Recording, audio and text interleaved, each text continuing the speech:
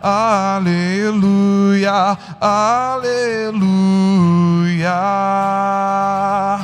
aleluia, aleluia, aleluia. A palavra do Senhor permanece para sempre. E esta é a palavra que vos foi anunciada. Aleluia, aleluia, aleluia, aleluia, aleluia, aleluia. O Senhor esteja convosco. Ele está no meio de nós. Proclamação do Evangelho de Jesus Cristo segundo Lucas. Glória a vós, Senhor. Naquele tempo, os apóstolos disseram ao Senhor: aumenta a nossa fé. O Senhor respondeu: se vós tivesseis fé, mesmo pequena como um grão de mostarda, poderíeis dizer a esta amoreira: arranca-te daqui e planta-te no mar, e ela vos obedeceria. Se algum de vós tem um empregado que trabalha a terra ou cuida dos animais, por acaso vai dizer-lhe quando ele volta do campo: vem depressa para a mesa? Pelo contrário, não vai dizer ao empregado: prepara-me o jantar, cinge-te e serve-me, enquanto eu como e bebo. Depois disso, tu poderás comer e beber? Será que vai agradecer ao empregado porque fez o que lhe havia mandado? Assim também vós, quando tiverdes feito tudo o que vos mandaram, dizei: somos servos inúteis, fizemos o que devíamos fazer. Somos servos inúteis, fizemos o que devíamos fazer. Palavra da salvação. Glória a vós, Senhor. Aleluia, aleluia, aleluia. Nos recolhamos num tempo de silêncio, no íntimo do nosso coração rezemos, invocando o auxílio do Espírito Santo, pois só o Divino Espírito Santo pode dar-nos a plena compreensão da palavra. É Ele o cumpridor, o intérprete perfeito da palavra. Supliquemos.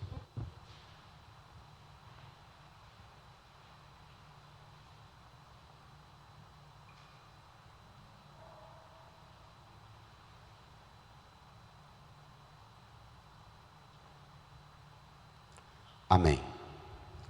Irmãs e irmãos, caminhamos com Jesus, chegamos hoje no Evangelho de Lucas, no capítulo 17. No seu folheto, número 9, tome lá. Capítulo 17, versículos 5 a 10. Os apóstolos tomam consciência de que para continuar seguindo Jesus, precisam fazer um pedido a Jesus. Naquele tempo, leiam. Os apóstolos disseram ao Senhor: Firma. aumenta a nossa fé. Por que é que os apóstolos chegaram à conclusão de que precisava de aumentar a fé?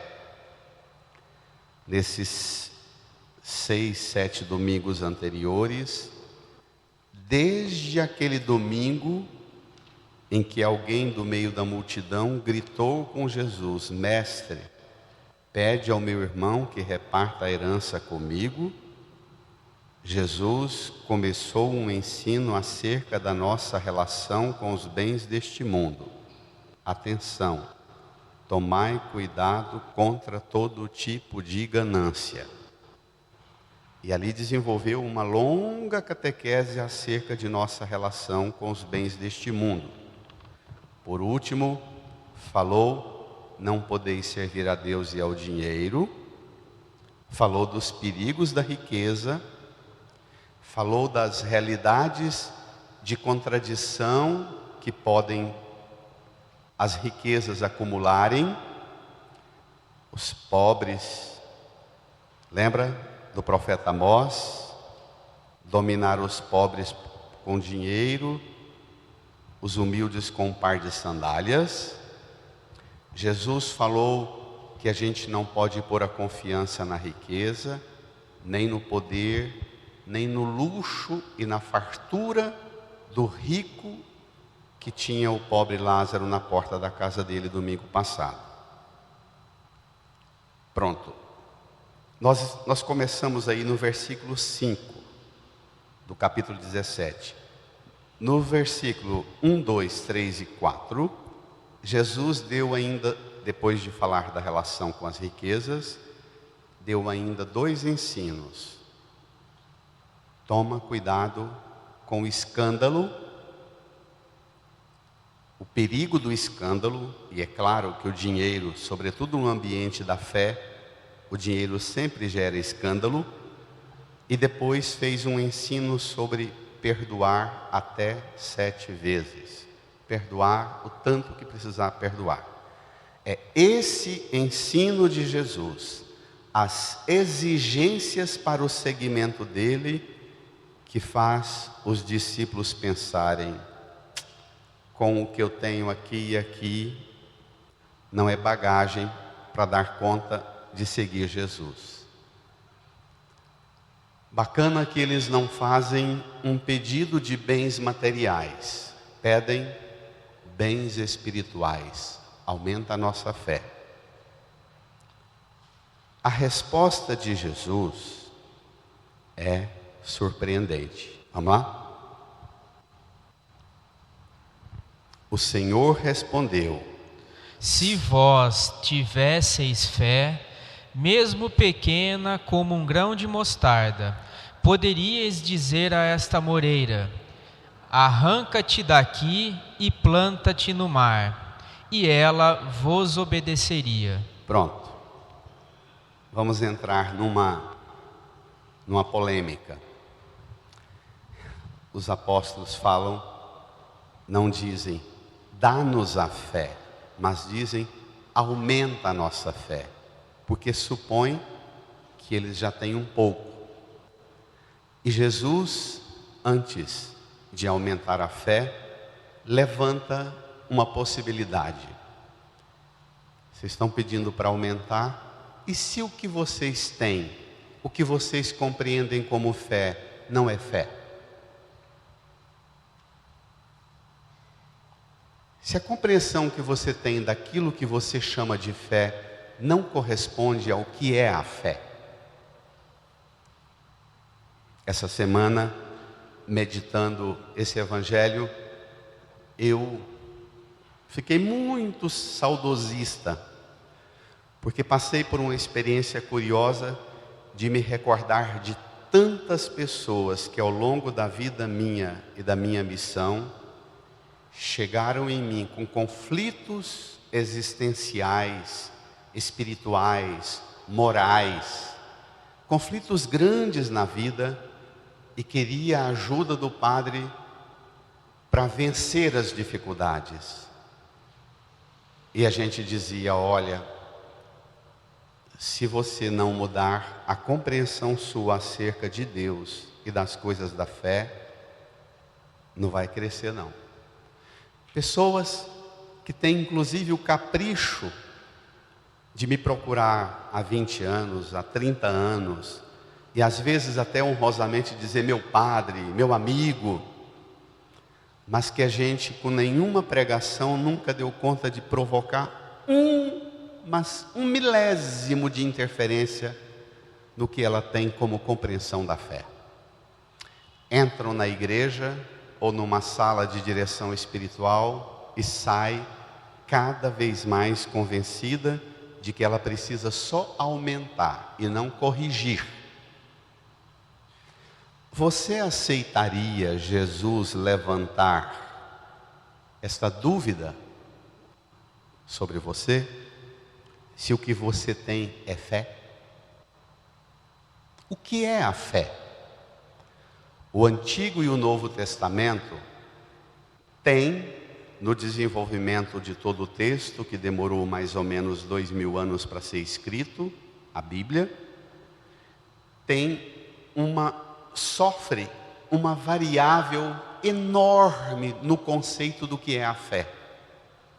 Se tem uma coisa que sofre uma progressão impressionantemente grandiosa, do primeiro ao último livro da Bíblia, é exatamente mudar ou avançar o povo com quem Deus dialoga e o esforço de Deus para ajudar o povo a aperfeiçoar a compreensão sobre a fé.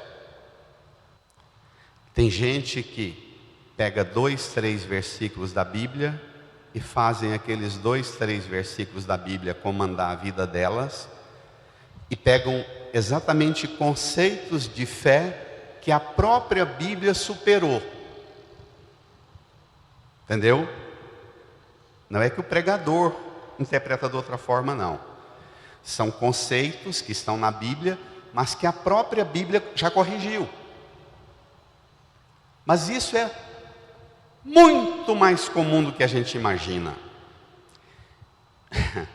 Primeiro, aumenta a nossa fé. Olha, se vós tivesseis. Então, primeira ação de Jesus é dizer: pode ser que o que você pensa sobre fé não corresponde à fé. Segundo, a resposta dele: fé não é questão de quantidade, mas de qualidade.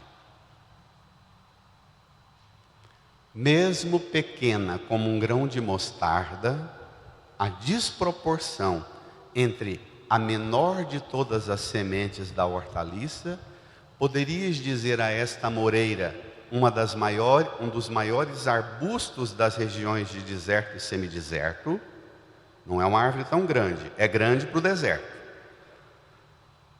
Poderias dizer a esta moreira: arranca-te daqui, planta-te no mar, e ela vos, o que está aí? Obedeceria. Então, primeiro é levantar a questão se o que você tem é fé. Segundo, fé não é questão de quantidade, mas de qualidade. Terceiro, e o mais importante, fé, o critério para ver se o que você tem é fé, é se a fé que você chama de fé gera obediência. Absolutamente sem chance. Eu preciso fazer uma observação importantíssima, que esse texto de hoje é um dos melhores para corrigir. Quando Jesus ensina, Jesus é um pregador popular. Ele não é um sofisticado mestre das academias. É um homem cunhado no caminho e nas pancadas do meio dos simples, pobres, aleijados, paralíticos. Então, Jesus tem uma pedagogia de ensino que nós na catequese precisaríamos corrigir segundo a lógica de Jesus. Jesus é chamado de mestre. Mestre é aquele que forma os conceitos e introduz a gente no campo do conhecimento e do domínio dos conceitos. Mas Jesus é mais do que pedagogo. Ele é um mistagogo. Essa palavra talvez seja nova para muitos de vocês. O mistagogo é o que desenvolve a mistagogia. É aquele que conversa com você, forma você e introduz você no mistério de Deus. A amoreira, arranca-te daqui e planta-te no mar, é dizer, entre num oceano gigantesco de graça e bênção. Sai desse mundo pequenininho seu. Isso é a mistagogia. Introduzir-nos e conduzir-nos ao mistério de Deus. Pronto.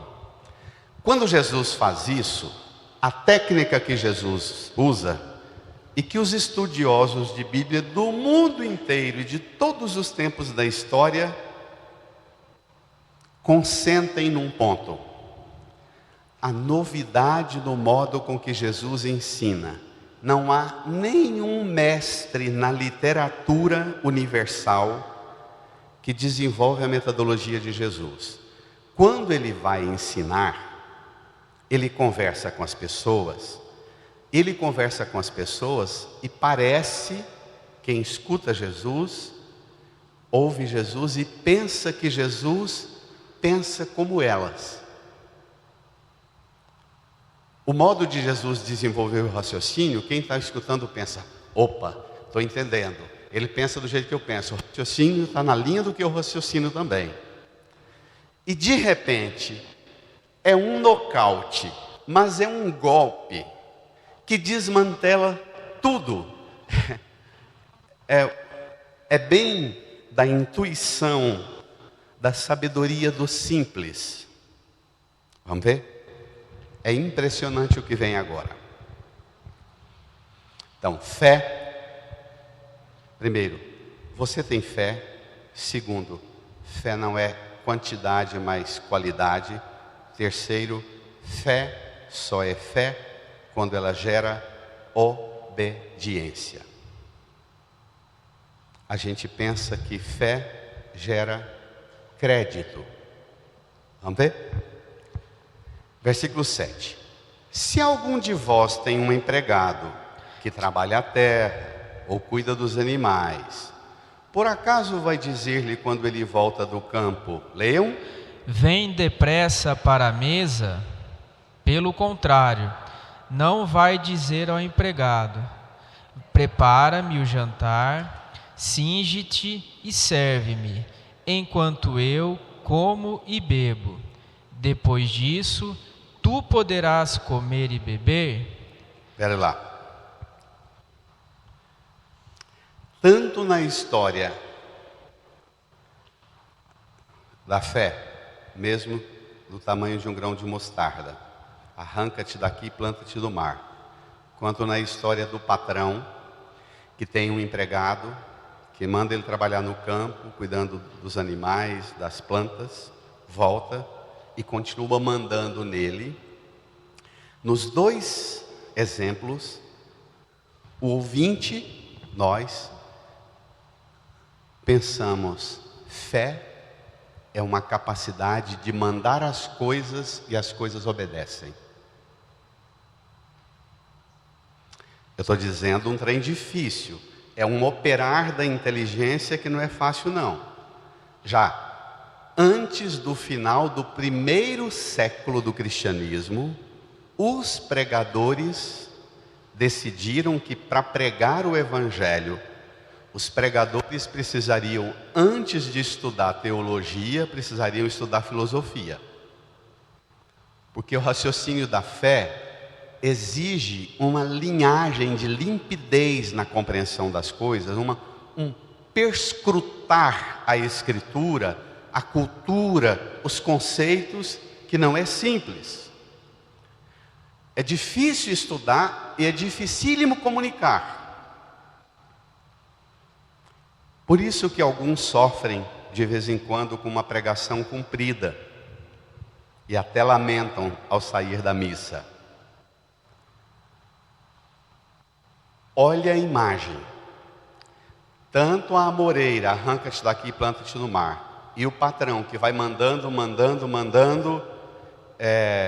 prepara-me o jantar, cinge-te, serve-me enquanto eu como e bebo, depois disso tu poderás comer e beber?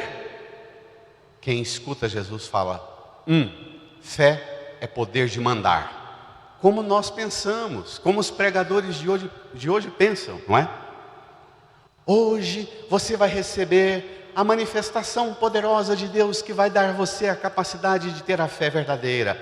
Põe sua fé para agir, põe sua fé para operar. Você vai gritar, você vai mandar e a realidade vai mudar. Que blefe. A correção que vem agora, você nunca imaginou escutá-la. Vamos ver? Vamos ler? Será que vai agradecer ao empregado porque fez o que lhe havia mandado?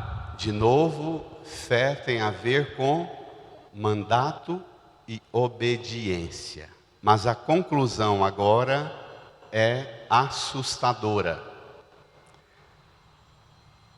Você escuta a parábola, parece que Jesus identifica a pessoa que tem fé com o que manda na amoreira e o patrão que manda no empregado. Mas agora vai acontecer uma guinada extraordinária. Jesus conclui que a fé é coisa mais do empregado que obedece do que do patrão que manda. Olha a conclusão, leia. Assim também vós, quando tiverdes feito tudo o que vos mandaram, tudo o que vos mandaram, preste atenção que a parábola, o sujeito está no singular, é um patrão, e de repente Jesus fala, quando tiverdes feito aos apóstolos tudo que vos mandaram. Então não é só um mandando, não. A fé é um mandato, a obediência é um monte de realidades. Quando tiverdes feito tudo o que vos mandaram, dizei: somos servos inúteis, fizemos o que devíamos fazer. Pronto. Ter fé, os discípulos pedem, aumenta a nossa fé. E Jesus diz, vai trabalhar. E não reclame. De novo, você percebe a evolução que parecia que ter fé era o poder de mandar? E de repente ter fé é o poder de ser livre para obedecer. Obedecer. E no final de tudo, como um empregado que faz tudo, dizer ao patrão, boa noite, o que eu fiz, sou servo inútil, fiz o que eu devia fazer. Perguntas. Você aceita Jesus corrigir sua compreensão de fé? Aquela mesma sequência de ensino. Não coloque a sua confiança na riqueza, no poder, no luxo, na fartura do rico domingo passado.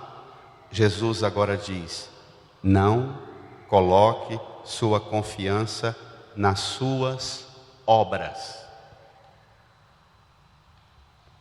Aumenta a nossa fé.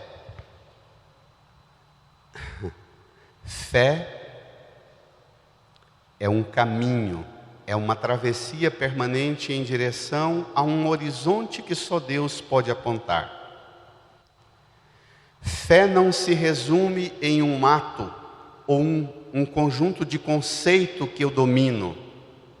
Fé é a liberdade de movimentar-se permanentemente na direção de Deus. É um descentramento de si, renuncie a si mesmo, tome sua cruz cada dia e me siga. No reino de Deus, nós somos todos servidores e servidoras. Não podemos fazer do serviço que prestamos uma carreira, com promoções, honrarias, prêmios, cargos, títulos, funções. E por que não dizer hoje, voto? Não é não? Isso é próprio do mundo. Vós estáis no mundo, mas vós não sois do mundo. As obras que nós realizamos não são obras que acumulam créditos, que eu tenho certeza de que estou certinho e Deus vai me honrar. E na medida que eu vou realizando as minhas obras, Deus vai se tornando um devedor dos créditos que eu tenho com Ele. Tem muita gente que pensa que ter fé é fazer um monte de coisa e acumular crédito, mas tenho certeza que Deus vai, porque Deus se tornou um, como chama aquele povo que empresta dinheiro? Um agiota, não é? Eu fiz um monte de bons atos para Deus se Ele não me retribuir. Isso aqui é uma crítica severa à doutrina da retribuição e à teologia da prosperidade. O que é a fé, então? O que é ser sérvio inútil?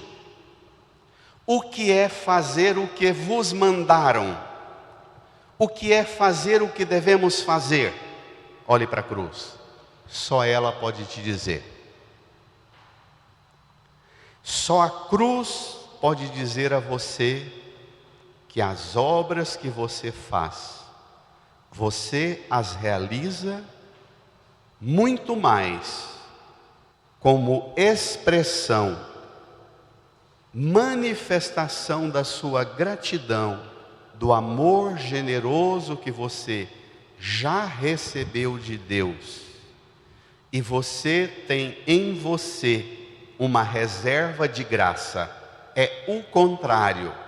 As obras são expressões de um crédito que Deus tem comigo e eu realizo o tempo inteiro como alguém que recebi esse bem, essa graça. Eu não posso fazer outra coisa senão esforçar-me e não reivindicar nada. Termino com uma imagem. Não sei se tem alguém aqui que teve a graça de ser criado num ambiente de família, como eu tive a graça de ser criado num ambiente de famílias grandes. Nossas mães, antigamente, trabalhavam. O almoço de domingo era uma coisa de louco. Aquela fartura, aquela abundância.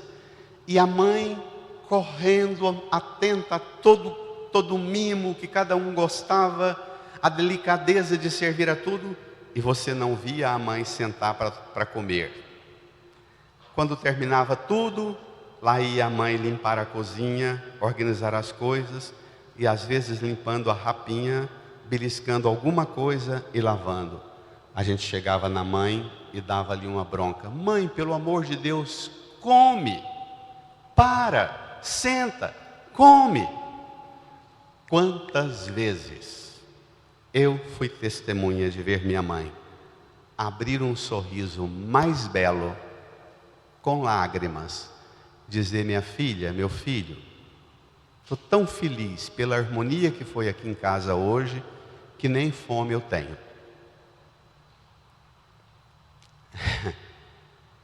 Fé é fazer a vontade de Deus. Fé aumenta a nossa fé. E Jesus diz: vai trabalhar, cambada. Vai fazer o bem. Pare de reivindicar retorno, retribuição.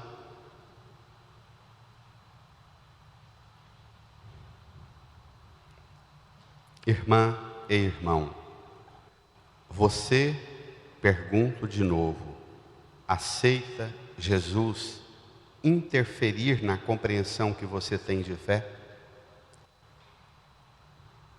A cruz é que mostra, é Ele o perfeito modelo do servo inútil. Fiz o que eu devia fazer. O que é ser servo inútil? É passar por isso, passar por uma vida, 33 anos só fazendo o bem, terminar nisto aqui e ainda dizer: pega o meu corpo, tomai e comei, pega o meu sangue, tomam e bebam. É dizer, com o meu sofrimento, eu pago o preço da paz e da cura de vocês, e ele se torna servo inútil, quando ele olha para mim e para você e ainda diz: estou fazendo isso por você, mas você é livre e você pode não acolher isso não. Você pode fazer o caminho que você quiser. Vai. É inútil porque não é calculadora. Entendeu? Não tem crédito no banco.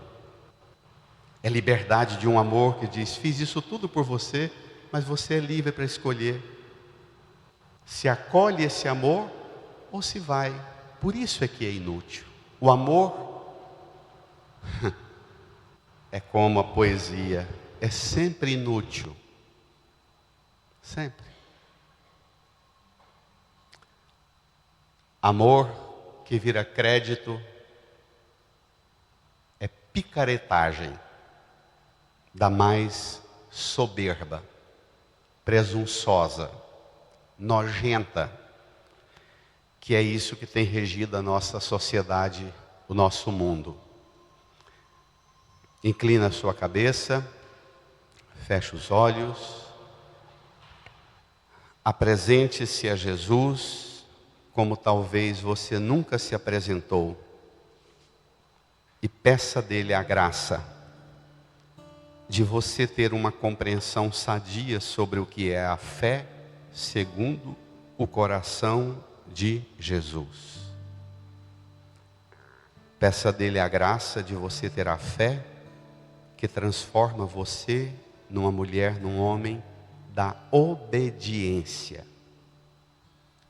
Alguém que reza o Pai Nosso com toda a coragem do mundo para dizer: Pai, seja feita a vossa vontade. Reze, fale com Jesus.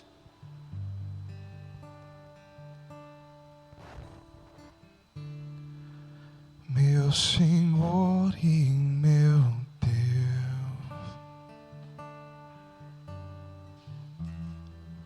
meu Senhor e meu Deus,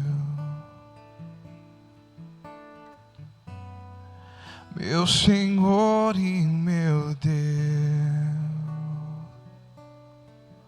eu creio, mas renova minha fé.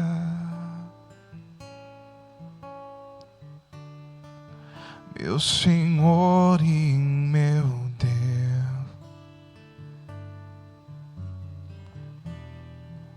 meu Senhor e meu Deus,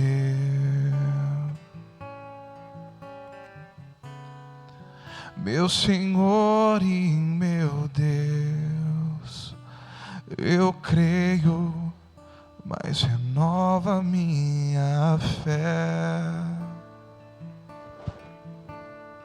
Dá-me uma fé viva. Dá-me uma fé viva.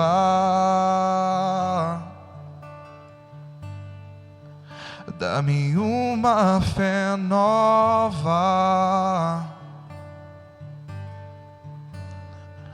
traduzida na vida E no amor. testemunhada no amor pelos irmãos. Dá-me uma fé viva. Dá-me uma fé viva. Dá-me uma fé nova. Dá-me uma fé nova, Traduzida na vida. traduzida na vida e no amor pelos irmãos. Testemunhada no amor pelos irmãos. Meu Senhor e meu Deus, canta. Meu Senhor e meu Deus. Fique em pé, estenda as mãos para a cruz, canta. Meu Senhor e meu Deus. Meu Senhor e meu Deus, eu creio. Meu Senhor e meu Deus, eu creio, mas renova minha fé. Reze comigo, Senhor Jesus, diante da sua cruz. Diante da sua cruz, Hoje eu venho oferecer, hoje eu venho oferecer, sem reivindicar nada, sem reivindicar nada, ofereço as minhas obras, ofereço as minhas obras, tudo o que eu fiz, tudo que eu fiz, tudo o que faço, tudo que faço, tudo o que farei. tudo que farei. Ajuda-me, Jesus, Ajuda-me, Jesus, a realizar, como expressão do amor, como expressão do amor, como expressão do amor como expressão do amor que do Senhor recebi, que do Senhor recebi, que do Pai eterno recebi, que do Pai eterno recebi, que do Divino Espírito Santo recebi, que do Divino Espírito Santo recebi, que das pessoas que me amam pelas pessoas que me também recebi. também recebi. Obrigado, Jesus, Obrigado, Jesus, por me convidar por me convidar a trabalhar a trabalhar como servo como servo das coisas de Deus. das coisas de Deus. Estenda a sua mão para a cruz, peça a Jesus para limpar suas mãos de tudo que marca as suas obras, de qualquer tinta de interesse escuso, de más intenções, de ambições desordenadas, tudo que mancha e estraga a gratuidade sua, a generosidade sua. Peça a Jesus para limpar as suas mãos das marcas, das sujeiras, dos maus pensamentos, desejos e ambições que não correspondem à fé. E agradeça por todo o bem que você pode fazer. Põe a mão no seu coração, agradeça o bem que você pode fazer. Gratuito, generoso, como serva, servo inútil, que faz o bem porque não tem coragem de fazer outra coisa senão o bem. Agradeça. Obrigado, Senhor. Dá-me uma fé viva. Canta. Dá-me uma fé viva, dá-me uma fé nova, dá-me uma fé nova,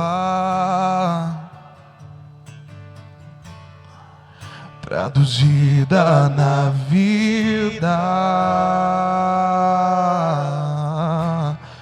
testemunhada do amor pelos irmãos. Canta, igreja, dá-me uma fé, dá-me uma fé viva,